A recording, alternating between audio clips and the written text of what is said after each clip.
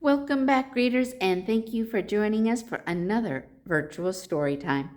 As a reminder, we are back to hosting in-person story times.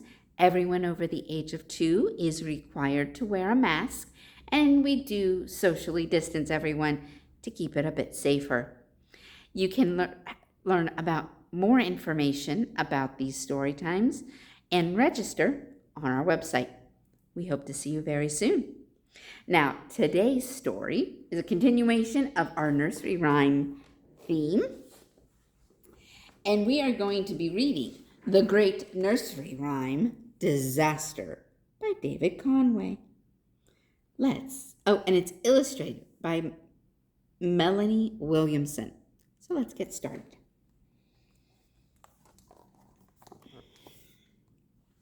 Little Miss Muffet was bored. She was bored of being in the same old nursery rhyme, and she'd had quite enough of that scary little spider.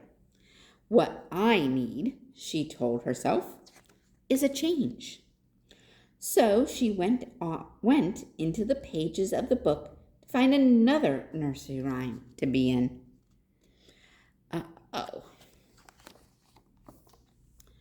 First she met the grand old Duke of York. May I be in your rhyme? Little Miss Muffet asked politely. Of course, said the Duke. Get in line. Oh, the grand old Duke of York, he had 10,000 men.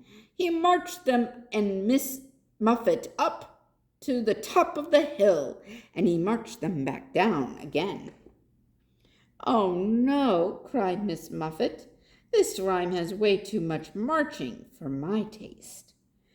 And with that, she slipped away into the next pages of the book to find a better rhyme to be in.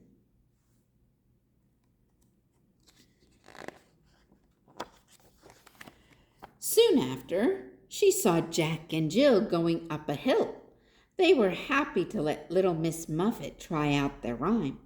Jack and Jill and Miss Muffet went up the hill to fetch a pail of water.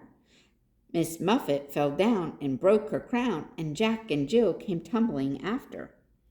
This nursery rhyme is too painful, complained little Miss Muffet, hobbling off to find a rhyme that didn't hurt so much.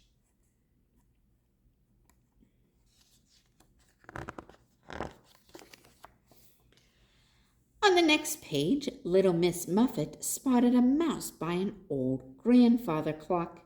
May I be in your rhyme? She asked. Absolutely, said the mouse. I'm tired of running up and down that clock. Hickory, dickory, dock, Miss Muffet climbed up the clock. The clock struck one, Miss Muffet slid down. Hickory, dickory, dock. I look ridiculous, said little Miss Muffet, as her cheeks turned almost purple with embarrassment, and she quickly sneaked off to find a rhyme that didn't make her look so silly.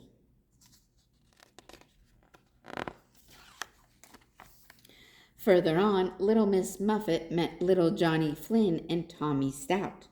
The two boys giggled to each other as they let her try out their rhyme. Ding dong bell, Miss Muffet's in the well. Who put her in? Little Johnny Flynn. Who pulled her out? Little Tommy Stout. A very wet Miss Muffet screamed and ran into the next pages of the book as fast as she could to find a rhyme that had no mean boys in it. We don't have any mean boys in our audience, do we? I didn't think so. It wasn't long before little Miss Muffet ran into a dish and a spoon. May I be in your rhyme? She asked. Yes, you can play the part of the dish, said the cow. Hey, diddle, diddle, the cat and the fiddle. The cow jumped over the moon. The little dog laughed to see such fun, and Miss Muffet ran away with the spoon.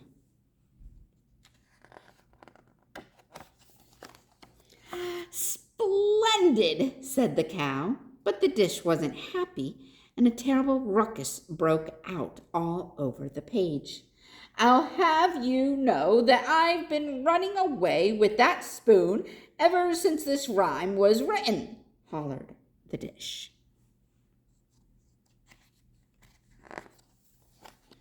The ruckus spilled over onto the next page. "Sing a song of sixpence, a pocket full of rye, 24 blackbirds baked in a pie. When the pie was open, the birds began to sing. Wasn't that a dainty dish to set before the king?"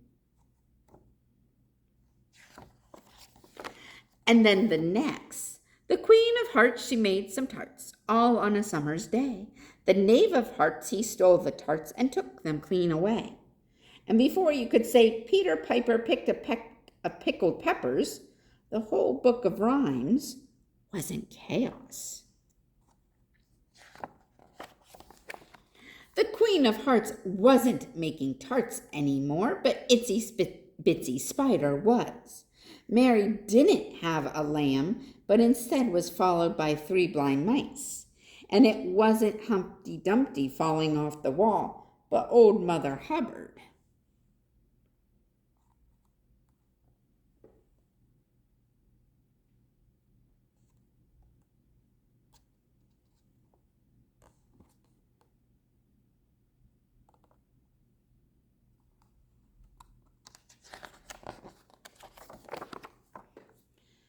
While all this was going on, Little Miss Muffet, who by now had decided that she no longer needed a change, tiptoed quietly back through the pages of the book and returned to her very own rhyme.